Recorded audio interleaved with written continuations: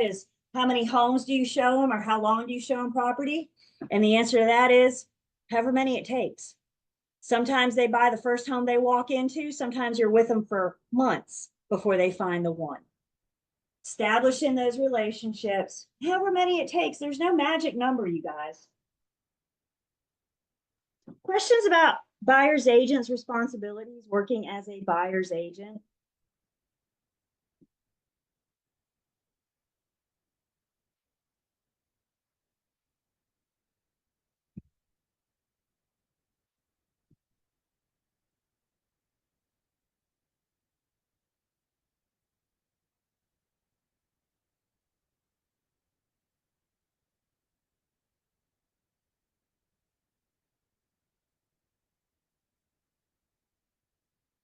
As a buyer's agent, you may work with sellers, you may work with the for sale by owner, you may work with the seller that's with a limited listing service firm. The limited listing service firm may not communicate on behalf of the seller. That's a service that the seller would have to collect or have to select. So as a buyer's agent, you very well may be talking directly to the seller. If your buyer's going after a FSBO, you will be talking directly to the seller. Always remember your role. Always remember who gets old car. You are here as a buyer's agent, and everything you do is because it's in the best interest of your buyer.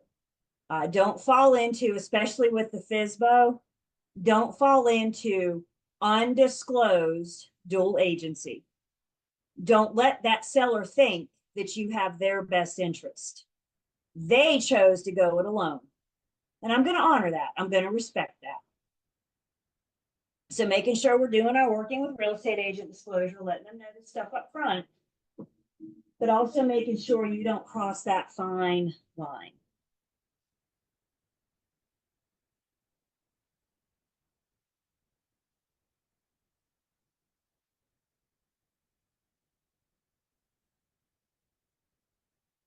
I'm not going to get into this today because we don't have time. So next week, we have to look forward to our exclusive buyer agency agreement, which is standard form 201. If you want to look ahead at it, it's in the online learning system under the unit AE. No, I'm sorry, it's under the Julie folder.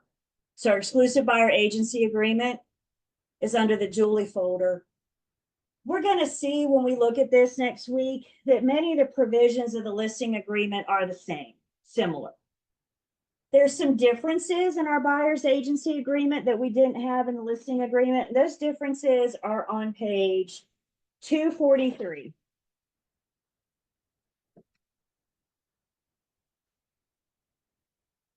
So again, the suggestion is you go through the exclusive buyer agency agreement with what's in 243, 244, finding those similar provisions we saw in our listing agreement, and we'll look at the whole thing next week. I'm not done yet, though. Don't go. So we'll do that. I'm going to stop sharing just for 1 second.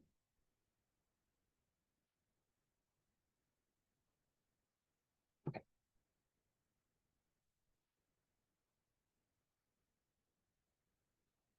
The other thing, real quick, where'd you guys go? There you are.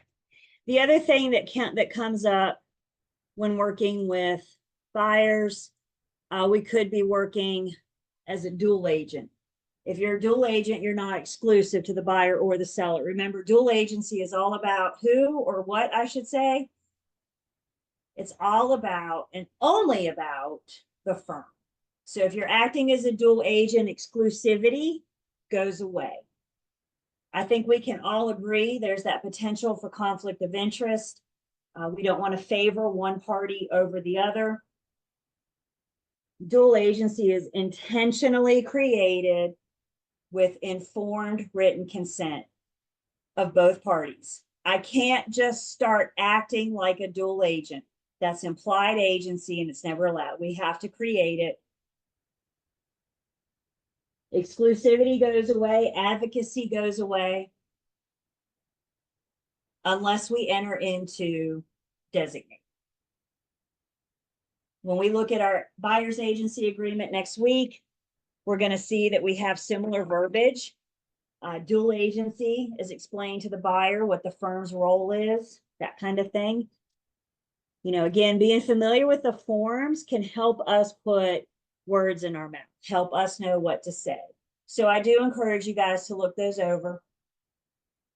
It is, we go to the online learning system, both those agency agreements, the listing agreement that we looked at and the buyer's agency agreement that we will look at next week are both in under the Julie folder. So there's 201.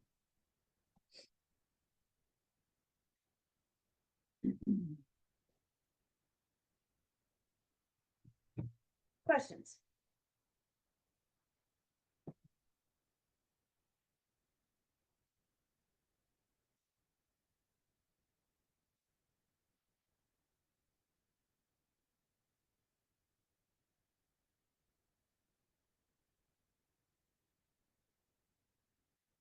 So next week, no class on Thursday.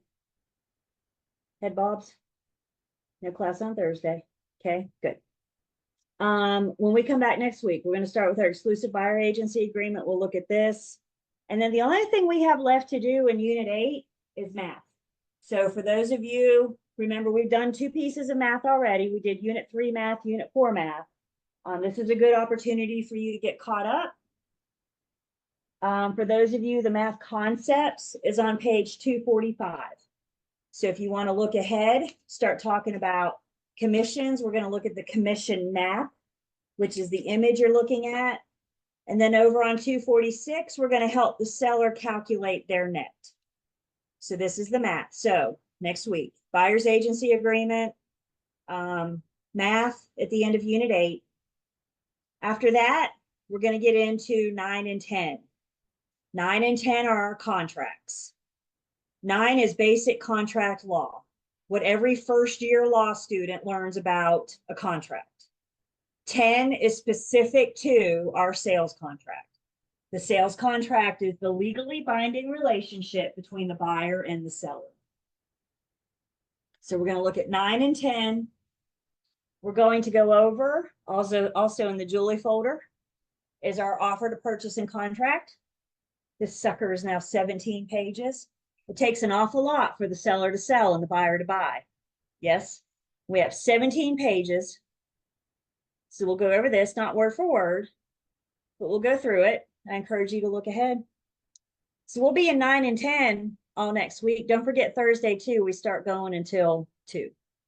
So no class this Thursday.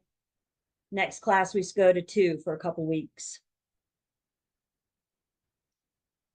What questions do I have? You guys have been awfully quiet today. What questions do I have? Concerns? Talk to me. What's up? Where are we? Everybody's good? It's a lot. I don't think I ever tried to hide that. It's a lot. Guys, will you use Thursday to your advantage? Will you use Thursday to allow yourself to get caught up? Maybe even allow yourself to get ahead. We're not even halfway there yet. So please take advantage of Thursday. If I can answer any questions in the next week, never hesitate to reach out to me. I'm always here. I'm always around. So let me know if I can help. But otherwise, y'all have a great week. And we'll see you guys next Tuesday. 9.